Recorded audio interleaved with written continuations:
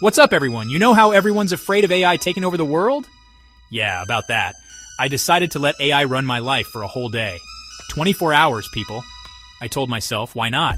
Let's see what this is all about. Will it actually make my life easier? Or will it be like a Black Mirror episode and totally mess me up? Stay tuned because things are about to get interesting. First things first, breakfast. I asked the master of artificial intelligence, also known as my new buddy ChatGPT, to choose my first meal of the day. I'm a simple man. I like my coffee just right and my bacon crispy. But AI, it had other plans. It suggested a kale and quinoa smoothie with a side of avocado toast. Avocado toast! Seriously? I'm pretty sure my ancestors are rolling in their graves right now. After I forced down that AI breakfast, seriously, it tasted like sadness.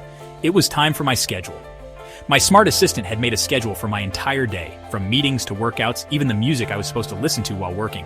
Apparently, I'm a lo-fi hip-hop fan now. Who knew?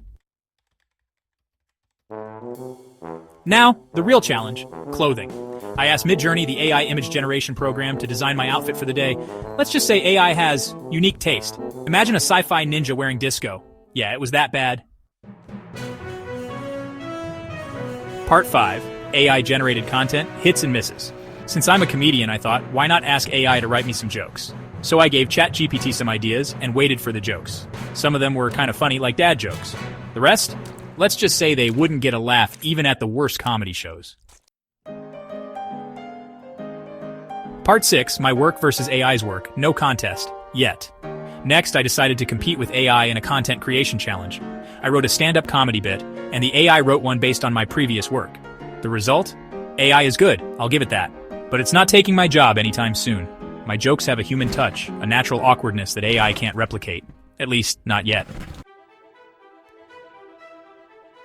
Part 7. The AI dating game. Swipe left or run. Things started to get interesting when I let AI control my dating app profile. It changed my bio and chose some nice pictures.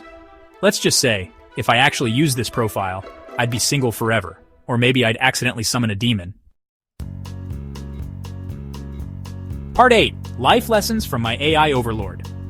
After 24 hours of algorithm rule, what did I learn? AI can be useful for some things, like managing schedules and suggesting recipes, even if they're a little weird.